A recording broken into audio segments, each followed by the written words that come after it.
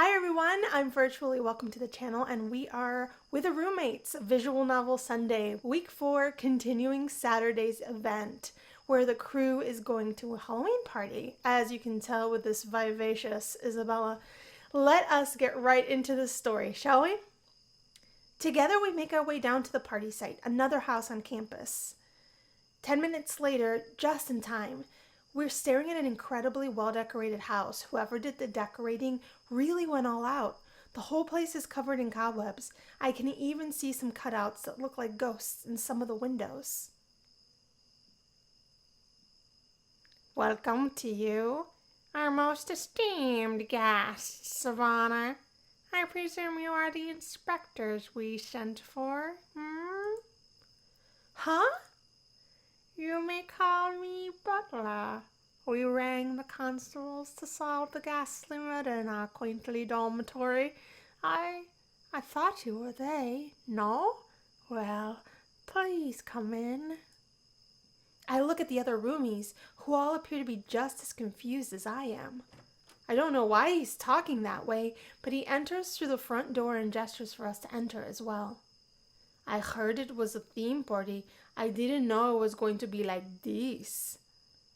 Wow, I've heard of murder mystery parties. This could be a lot of fun. This way, please. Don't mind the cops. Minded. Before Rakesh can finish, we all enter and are staring at the bloody corpse in the middle of the hall. There are about 10 other people here with us. Some of the others are talking amongst themselves about the body. It's actually really well done. It looks very believable. Poor Mr. Body. He owns this building. Well, owned. He donated a rather large sum to the college, apparently on behalf of a student he had a particular fondness for. Actually, it's rather odd, but he had been filling out these cards when he sent me out. They have your names on them. Butler hands everyone in the room a card with their name on it. So, that's why we had to RSVP for this thing? I open my card and inside it says, you were Mr. Body's #1 salesperson. You are innocent, but the murderer is out there. At 7, you are refueling your vehicle. Hey, what did you guys get? The others open theirs and peer at them for a moment. Please, do not discuss the contents of your letter until the constable arrives. We wouldn't want anyone to tamper with the evidence. While we wait, please avail yourselves of the amenities. There is a kitchen down the hall, the study is that way, and the sitting room is through that door. I expect there may be clues about. I'm sure you'll discover something along the way. So, what's going on? Looks like you're on the case, hot stuff. Time to figure out who murdered this poor sap. The game is afoot, as it were. It's elementary, my dear Rakesh. Oh, this'll be so much fun. Well, I think I know what I'd like to investigate. Down, dead boy. It appears we must solve this dreadful crime. Who doesn't love a good mystery? You are way too into this, hon. This might be pretty cool. I think I'm going to go see what I can find in the story. Butler, is there food in the kitchen? Indubitably. I shall take that as a yes and go feed myself. I think I'm just gonna get off my feet in the sitting room. You're terrible, Max. I'm gonna search this room for clues. Come find me in the kitchen. I will make something for both of us. Yes, I'll be along to confer with you all later. While we were making our plans, so was everyone else. Soon enough, the crowd disperses. Only the butler is left. So, Butler, any rules I should know? Well, I shouldn't break character, but everything you need to know is in this building, and I can tell you that I didn't do it.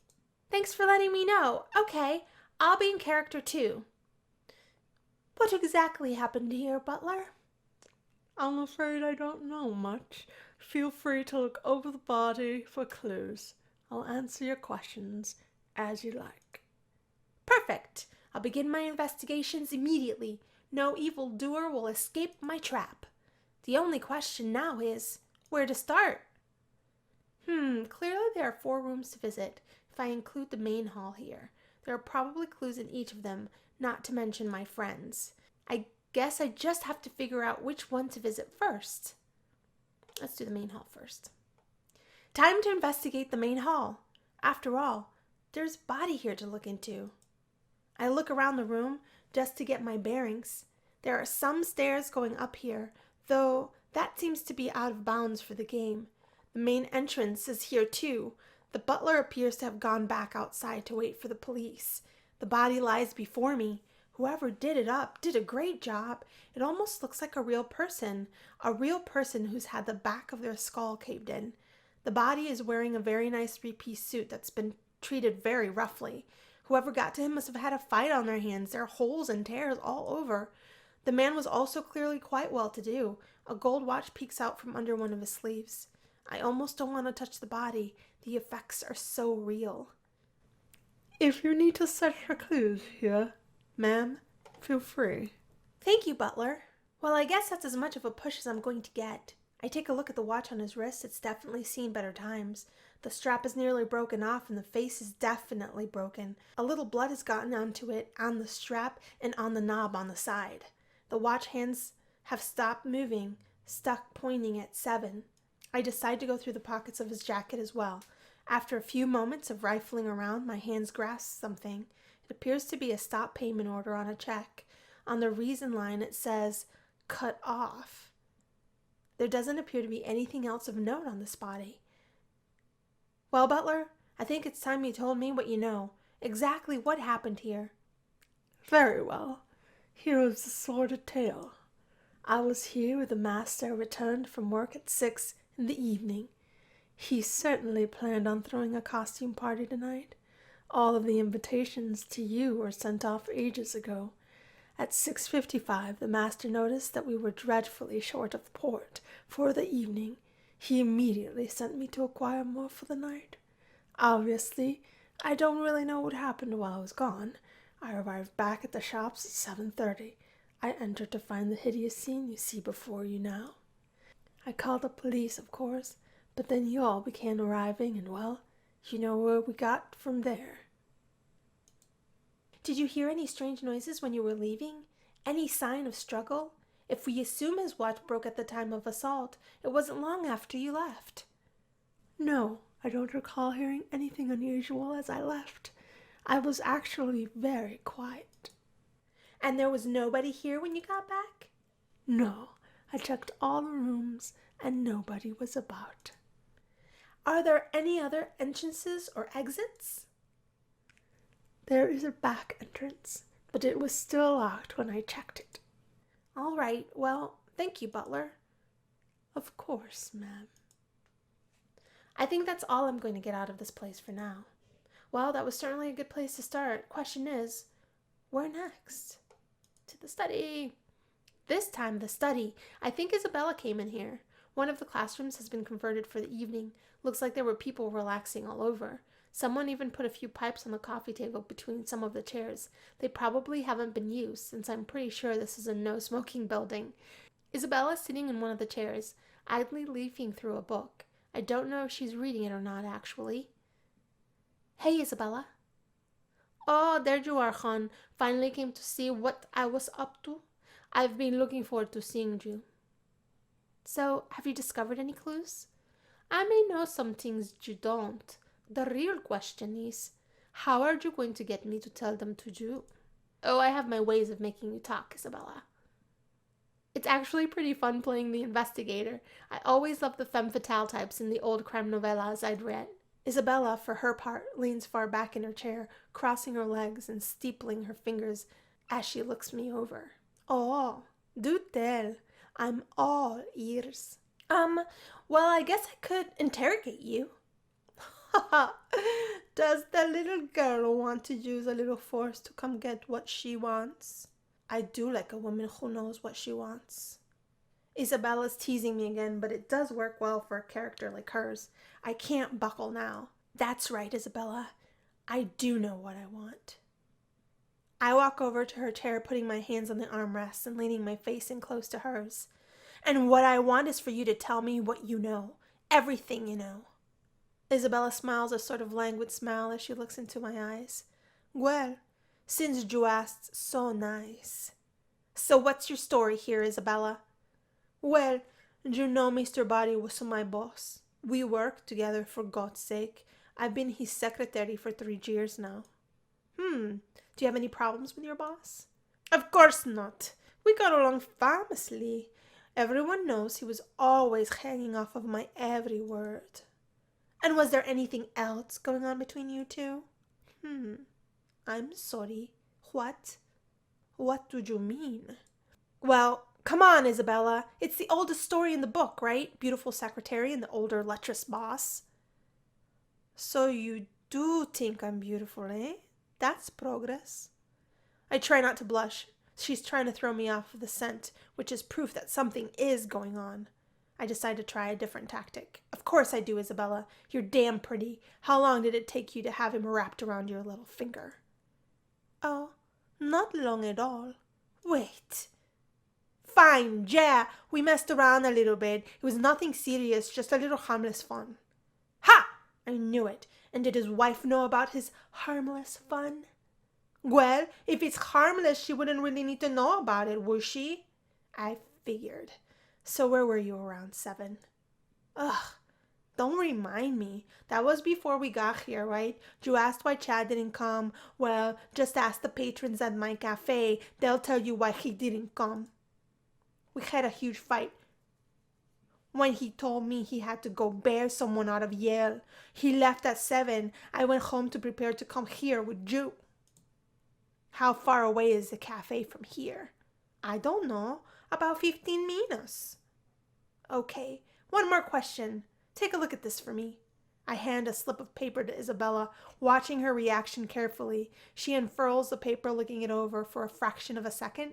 Her face tightens in anger. Then she's all smiles again. Clearly, he didn't want someone to get paid. That looks like his personal account. So, I don't know what it could have been for. Did you know his account numbers well? As his secretary? As his secretary, I ran a few checks for him now and then. I have a good head for numbers, what can I say? Well, thank you for your time, Isabella. No problem, detective. Hope you figure out who did this and bring him to justice. Isabella winks at me and goes back to idly leafing through her book in her comfy chair. Well, there was clearly an affair happening between her and Body, but that's not necessarily evidence that she did it. I'll have to investigate further. As I return to the main hall, I pass by a couple of other guests in this murder mystery. I hear a quick snippet of their conversation. I hear Mr. Body was about to break things off with his mistress. No mistress takes kindly to that sort of thing, especially if they're not doing the breakup. Well, anyway, that's another room down. Only question now is where to go next. I think it's time to visit the kitchen. Maybe I can catch up with Rakesh. I wandered down the hall into what looks like a little break room. There's a refrigerator and a microwave in there. There's even one of those little electric grills plugged in. I see Rakesh applying peanut butter to some bread slices at the counter next to the refrigerator. Digging around inside the fridge, I see a girl I don't know. Let me know when you find the jelly, Roxanne. Yeah, I'm looking. I don't know if they have any. How do you talk me into this anyway? Because I make an excellent sandwich. Hey, Rakesh. Ah, Anne, welcome. I will get more bread. What is a kitchen without snacks, Who's your new friend? This is Roxanne. Apparently, she was staying here in the building to sort some of her affairs. Oh, and what affairs would those be, Miss Roxanne? That unfortunate murder case in the Great Hall is my father.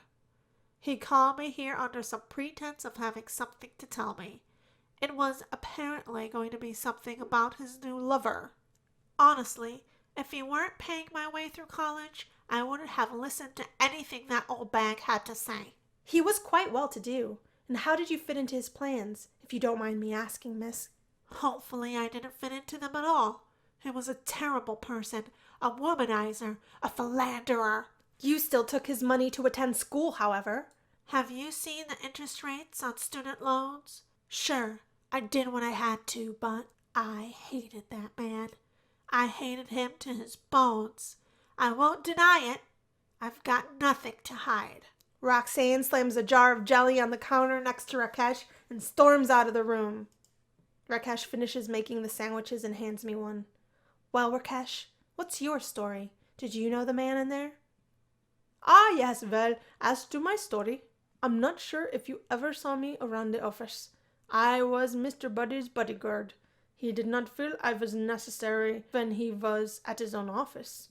I saw you a time or two. He was your boss as well, huh? Did you two get along all right? Oh, yes. He was a very strict boss. You didn't like him? Oh, that is not true at all. Well, maybe a little true. I was not fond of him, but one does not need to be fond of one's employer to remain employed. Is that correct? I suppose that's true, but surely you could have found somewhere else to work. Mr. Buddy was very persuasive. You don't sound like a loyal employee. Better thought. At any rate, I did not have anything to do with a terrible crime out there tonight. That is for certain. So where were you around 7 tonight? What time was that? An hour before we got here? I was just finishing up with an art class. I was doing a bit of life modeling. I didn't know you did that. Well, art is a bit of a side passion of mine. We both chuckle at that. Mr. Buddy said that he wouldn't need me tonight, so I took the opportunity. Just one last thing, Rakesh. Can you take a look at this for me? I hand him the slip of paper, watching his reaction. He uncurls the paper, looking it over. He looks worried for a moment. It's one of his personal accounts, not the one he pays me out of, I think. I hope it's not yours, is it? No, it's not mine. Probably someone else close to him then. It's definitely a personal account. Okay, well, thank you, Rakesh. Make sure to find me if you think of anything else. Most definitely. Thank you, Anne. I think there was definitely more to Rakesh's relationship with Mr. Body than he's saying, but I'll have to figure it out as I go. As I return to the main hall, I pass by a couple of other guests in this murder mystery. I hear a quick snippet of their conversation. Oh, yeah, I totally heard his bodyguard wanted out of his job, but couldn't get out from under Body's thumb. There's definitely some dirt involved there. Well, anyway, that's another room down. Only question now is, where to go next? Looks just like our common room, but with a nicer TV. It even looks like someone brought in a small bar. Upon closer inspection, it looks like it's got all kinds of juices, but no alcohol. Which makes sense. This is school property after all. I make myself a quick glass of juice and scan the people here. Max is sitting on one of the recliners next to the TV, watching some kind of sports highlight coverage. A few other people are sitting in various other parts of the room, but they all seem to be nattering about nothing. Come to think of it, I haven't really seen all those other people much. Most of them must have come in here to discuss things. Looks like a bunch of them have juice glasses. Hello, Max. Hiding out in here, huh? Well, maybe a little. I have my reasons. Well, speaking of reasons, maybe we should talk about your story here. I'm so all over this case, Max, and I'm gonna solve it. So out with it. All right. It's not like I have anything to hide, cutie. Don't you cutie me. You're not going to distract me. Yeah. Look, Mr. Body has 2 daughters. His older daughter, Hillary, married me. Shotgun wedding? What? No. Oh, please, like you're the marrying type, Max. Hey, I could be. What if I found the right girl? Or 3?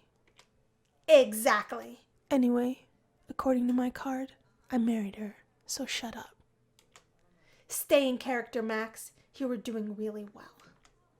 You're really enjoying yourself, aren't you? You get into the sleuth stuff, don't you? Oh, yeah. I used to love all those pulp detective novels. Back to you. Why'd you do it? Was it the money? Hey, The money was just a nice perk. I don't think that makes me a bad person. I take it Mr. Body was against it. He wasn't exactly thrilled, but he didn't object. His daughter's a grown woman. She can make her own decisions. So you didn't get along with Mr. Body? Maybe not at first, but he gave me a job in his company and we've been fine ever since. I'm not his favorite person or anything, but we're not snipping at each other either. So where were you at 7? Hillary asked me to make nice, so I don't leave the office until then every night. You can check with anyone in the office. They'll tell you. So how's Hillary's finances these days? She's doing fine. Max looks away from me for a moment, watching the television screen. Okay, one last thing, Max. Can you take a look at this for me? I hand him the slip of paper. He looks it over for a moment, curiously. It's a stop payment for one of his personal accounts. He breaks these out when he's mad sometimes, or when he wants to cut ties with someone. He'll just deny their final paycheck or payment or whatever. He's lucky he was never sued over it, honestly. Do you know who the payment might have been to? Not offhand, no. He didn't keep me that into his business. All right. I suppose that's enough for now. Thanks for your cooperation, Max. No problem, Sleuth. Good luck on the case. It's a tricky one. He winks at me as I leave the room. As I return to the main hall, I pass by a couple of other guests in the murder mystery. I hear a quick snippet of their conversation. Oh, yeah. I always see the boss's son-in-law's Ferrari there at 7. I don't dare touch it. He's got the alarm set so sensitive, but it's a nice car. Well, anyway, that's another room down. Only question now is where to go next. I guess we should make our accusation because we've checked it all out. It's not the butler. It's not Max. It's going to be either Isabella or Rakesh. Butler, gather the people. I think it's time we close this case. Very well, madam. The butler runs around, gathering up the other suspects in this little mystery. Tonight, someone in this room committed a heinous crime. Someone who thinks they've gotten away with it. Unfortunately for that person, I happened to show up. I've yet to meet a mystery I couldn't solve and a perp I couldn't finger. That sounded inappropriate. Sorry. Isabella snickers behind her hand. I try not to blush. Even Isabella got it. She's really quite terrible. And that's why I've brought you all here before the scene of the crime, because it's now quite obvious who the killer is. Who? Easy, Rakesh. So, Isabella did it accuse her. Isabella did it lie to protect her. Rakesh did it accuse him. Rakesh did it lie to protect him. Max did it accuse him. Max did it lie to. So it's one of our three. I really want to say it was either Rakesh or Isabella. But if we lie to protect them, we'll get friendship points with them. If we accuse them, we'll lose points with them. So we're going to, if we want to collect points, I know Max didn't do it, but I'm going to say he did and protect him, and it'll get us points with him, I believe.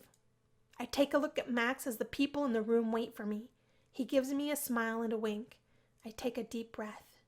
It's not difficult to see an elaborate party, a bunch of invitations with pre-written messages, a convenient excuse that would seem to put them out of the house at the time of the murder.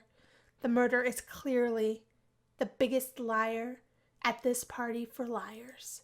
The one pulling the wool over our eyes from the very start. The butler! After all, can anyone corroborate where you were when you say you were out for supplies? You probably did leave, only you did it after killing Mr. Body. What? Well, I never. I didn't do anything. Tell it to the cops, chump. The other players immediately swarm the butler, asking questions and accusing him. Max makes his way out of the crowd and stands next to me. You think it's me, don't you? Well? But you know I didn't. right? I'm starting to get that impression. Either way, it's nice to see that you've got my back when the chips are down. I'm surprised I did it. I was looking forward to solving the case and being right. Oh, I'll definitely remember this. Finally, the butler frees himself from the crowd. Dusting himself off, he looks at me. I'm sorry, Anne, but you are incorrect. And unfortunately, that's all the time we have. I want to thank you all for coming out for the Alpha Theta Rho Fraternity's Murder Mystery Evening.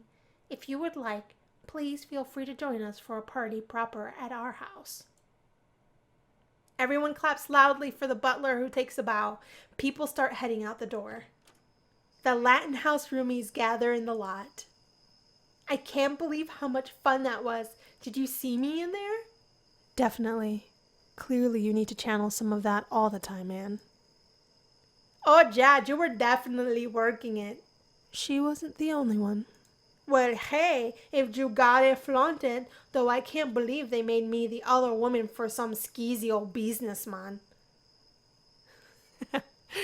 Well, if the shoe fits.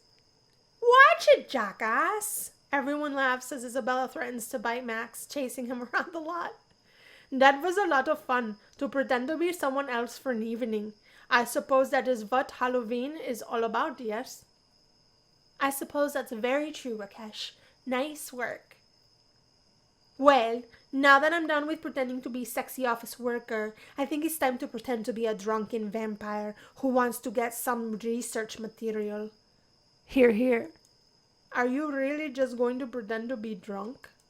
Everyone just stares at Rakesh for a moment before we all head off, laughing, to the frat house. All right, guys, I think I'm just going to wrap it up there. It's been a really long event. It was kind of like a fun whodunit. I really think it was either Isabella or Rakesh, but I wanted to get points with Max, and it didn't look like we got any points with him in the end, so oh well. We did our best. I guess we're going to pick up on week 5 next week, so it'll be another series of events that'll lead up to our winter event. And what we're trying to accumulate points for is for... let me see our stats, is for our spring event. But this is where we're at. We're still goose-egging it with Dominic really bad. Everyone still has the same amount of points. So we'll just pick back up on Visual Novel Sunday next week. Take care, guys. I'll talk to you soon.